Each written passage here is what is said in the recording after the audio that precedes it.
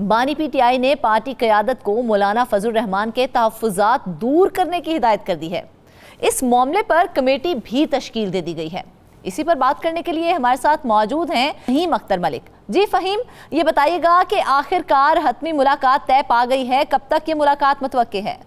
जी बिल्कुल फरजाना, ये मामला बड़ा अहम और दिलचस्प है क्योंकि माजी में एक दूसरे की जो मुखालिफ सियासी जमातें हैं वो अब एक प्लेटफार्म के ऊपर आने को तैयार हैं। जमीयत उलमा इस्लाम और पाकिस्तान तहरीक इंसाफ के दरमियान जो इत्तेहाद के हवाले से जो कुछ रुकावटें थीं वो अब दूर हो रही हैं। अच्छा। मौलाना फजलुर रहमान के साथ पाकिस्तान तहरीक इंसाफ की जो सीनियर लीडरशिप है, बिलखसूस उसमें असद कैसर, उमर अयूब और जो दीगर PTI के रहनुमा हैं, उन्होंने कुछ दिन पहले मुलाकात की थी और उस मुलाकात में वो जो एक्सक्लूसिव स्टोरी हमने यहाँ पर ब्रेक की थी कि मौलाना फजलुर रहमान ने 3 अहम शराइत और मुतालबात जो हैं वो तहरीक इंसाफ की लीडरशिप के सामने रखे कि जब तक ये 3 मुतालबात और जो 3 एतराज़ात हैं वो दूर नहीं किए जाती और ये 3 शराइत जब तक तस्लीम नहीं की जाती तब तक बातचीत बढ़ाने का कोई फ़ायदा नहीं है।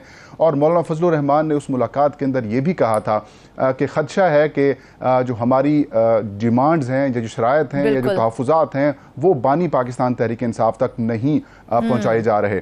तो अब इसमें एक बड़ी डेवलपमेंट सामने आई है। चंद दिन पहले मौलाना फजलुर रहमान से पाकिस्तान तहरीक इंसाफ के सीनियर रहनुमा साबिक़ स्पीकर कौमी असम्बली असद कैसर ने टेलीफोनिक रब्ता किया और इस रब्ते में असद कैसर ने बताया कि बानी पाकिस्तान तहरीक इंसाफ ने एक कमेटी तश्कील दे दी है और उस कमेटी को ये मैंडेट दे दिया है कि जो जमीयत उलमा इस्लाम के एतराज़ात, तहफ़्फ़ुज़ात, जो शराइत हैं वो ना सिर्फ दूर किए जाएंगे एतराज़, बल्कि उनकी शराइत के ऊपर काम भी किया जाएगा। अच्छा। और बानी पाकिस्तान तहरीक इंसाफ मौलाना फजलुर रहमान की शराइत दूर करने के लिए भी तैयार हो चुके हैं। अब मौलाना फजलुर रहमान की तरफ से भी बड़ा मुस्बत किस्म का जो रद्द अमल है वो दिया गया असद कैसर को और इस बात के ऊपर इत्तफाक किया गया कि इस हफ्ते या फिर कमिंग वीक में जो मुलाकात है वो पाकिस्तान तहरीक इंसाफ और JUI की डेलीगेशन के दरमियान होगी और इस मुलाकात में अगर इत्तेहाद हो जाता है और एक अलायंस बन जाता है तो फिर जो जलसों का कल्चर होगा उसमें तहरीक इंसाफ के जलसों का कल्चर का रंग नजर नहीं आना चाहिए। तो अब इन 3 एतराज़ात को दूर करने के लिए तहरीक इंसाफ तैयार हो चुकी है और जल्द जो मुलाकात है वो मौलाना फजलुर रहमान के साथ उनकी रिहाइशगाह के ऊपर होगी और इसमें अगर इत्तफाक की राय हो जाता है और तमाम तर मामला तय पा जाते हैं तो PTI इस हद तक भी तैयार है कि एक रिटन मुआहदा जो है वो इन दोनों के दरमियान होगा। अच्छा। और ये सारा मुआहदा ऑफ द रिकॉर्ड होगा। अच्छा फ़हीम, तो क्या उम्मीद जाहिर की जा रही है, क्या मौलाना के खदशात इस बार दूर कर दिए जाएंगे? ये खदशात तो पहले से हैं। देखें, जो मेरे ज़राए हैं जमीयत उलमा इस्लाम के, मैंने उनसे भी ये बात कंफर्म की कि क्या मौलाना फजलुर रहमान ने ये जो एतराज़ात अपने उन्होंने दिए हैं ये पहले से थे या फिर इन्होंने अचानक ये मुतालबात पेश किए हैं। तो उनका कहना था कि जब से ही तहरीक इंसाफ और हमारे दरमियान राब्ते हुए हैं तो ये जो 3 मामलात हैं इनके ऊपर मौलाना फजलुर रहमान चाहते थे कि इसके ऊपर वजाहत आनी चाहिए और जो जमीयत उलमा इस्लाम की जमात है बतौर जमात उनकी उसकी तरफ से भी यही बातें की गई थी कि हमने एक एक्सट्रीम पोजीशन ली हुई है पाकिस्तान तहरीक इंसाफ के ख़िलाफ़। खैबर पख्तूनख्वा में हम उनकी शुरू से मुखालफत करते हैं और खैबर पख्तूनख्वा की हद तक तहरीक इंसाफ और JUI के दरमियान ही असल में इंतखाबी मुकाबला और लड़ाई होती है। तो हम अगर जमात को या अपने कारकुनान को बताने के लिए भी कुछ हों, उन्होंने कहा कि हम फिर इस बात के ऊपर इत्तेफाक हुआ कि इन 3 इश्यूज़ के ऊपर अगर बातचीत होती है तो फिर हम अपने कारकुनान को और वर्कर्स को ये बात समझा देंगे, क्योंकि JUI का भी ये कहना है कि हमारा मकसद PTI का और JUI का इस वक्त जो सिनारियो है उसमें हमारा मकसद एक है कि जो वफाकी हुकूमत है उसकी मुखालफत की जाए, आइन की बालादस्ती की बात की जाए, इंसानी हकूक़ की जो खिलाफ वर्जियाँ हो रही हैं उनके खिलाफ आवाज़ उठाई जाए और जो मुबैना इंतखाबी धांधली है उसकी तहकीकात कराकर जो हकीकी मैंडेट जिसको मिला है उसको इक़्तिदार सौंपने की बात की जा रही है। अच्छा फ़हीम, ये इत्तेहाद जो होने जा रहा है, अगर ये इत्तेहाद हो जाता है तो ये इत्तेहाद हुकूमत को कितना टफ टाइम देगा? देखें, इस वक्त अगर आप देखें तो अपोजिशन डिवाइड है। फरजाना पाकिस्तान तहरीक इंसाफ के साथ गो के पख्तूनख्वा मिली अवामी पार्टी, बलूचिस्तान नेशनल पार्टी समेत MWM और सुन्नी इत्तेहाद कौंसिल का और जमीयत उलमा इस्लाम शिरानी ग्रुप शामिल हैं। लेकिन अभी भी जो एक बड़ी जमात है अपोजिशन की, नंबर गेम के हवाले से भी देखें, पार्लिमान के अंदर भी उनकी नुमाइंदगी देखें तो जमीयत उलमा इस्लाम एक बड़ी हकीकत है इस वक्त पाकिस्तान के सियासी अगर पहलू से देखें या पस मंज़र से देखें तो उसका इत्तेहाद में आना ज़रूरी है।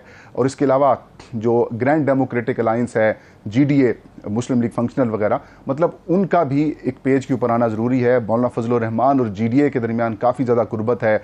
आम इंतखाबात 2024 के फौरी बाद जो सबसे बड़ा एहतजाजी मुजाहरा किया गया वो भी GDA के प्लेटफॉर्म से किया गया था सिंध में। तो JUI समेत GDA का भी इत्तेहाद में आना ज़रूरी है। और जब तक अपोजिशन एक पेज के ऊपर नहीं होगी तब तक इनके लिए जो हुकूमत के लिए मसाइल हैं वो इतने ज़्यादा परेशान को नहीं होंगे। लेकिन एक पेज के ऊपर जब अपोजिशन आ जाएगी तब फिर हुकूमत के लिए शदीद परेशानी होगी। बिलखसूस खैबर पख्तूनख्वा और बलूचिस्तान से जो ताल्लुक़ रखने वाली बड़ी सियासी जमातें हैं वो अगर दो सूबे मिलकर पार्लियामेंट में और सेनेट में, बिल्कुल कौमी असम्बली और सेनेट में जब इनकी मुखालफत करेंगे तो हालात ख़राब भी होंगे। अच्छा फ़हीम, परेशानी भी होगी। अरसा पहले की अगर हालात देखे जाएं तो बानी PTI इत्तेहाद के हवाले से देखा जाए तो काफ़ी सख्त मौक़िफ़ रहा है बानी PTI का। अब इस नरमी की क्या वजह सामने आ रही है?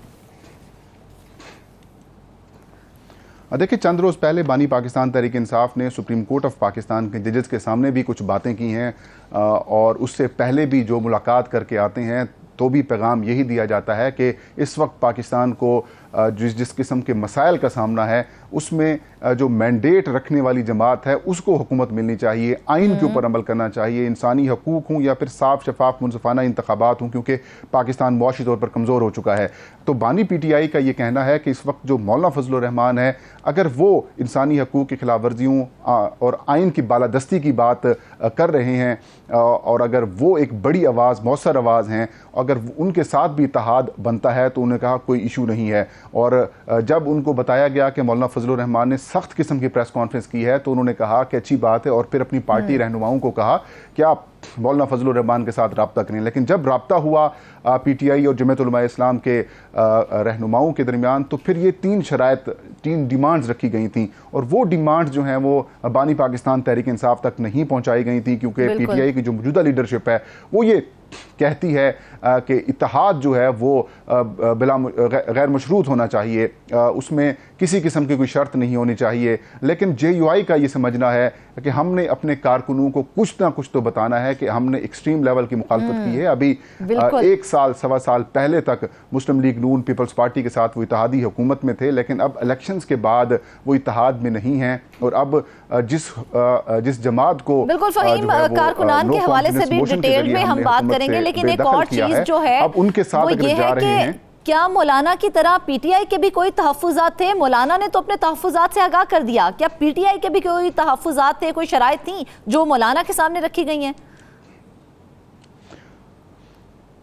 देखिए, PTI की तरफ से सच कोई इतनी बड़ी शर्त जो है वो सामने नहीं आई। सिर्फ ये बात की गई थी कि मौलाना फजलुर रहमान साहब के हम भी गैर मशरूत तौर पर आगे बढ़ रहे हैं, आप भी गैर मशरूत तौर पर आगे बढ़ें। लेकिन मौलाना फजलुर रहमान दरअसल अगर बात करें तो वो फेस सेविंग की तलाश में थे कि हम अपने वर्कर्स को क्या बताएंगे कि इतने अरसे पुरानी जो हमारी मुखालफत है फिर हम उसको किस तरीके से ख़त्म करेंगे।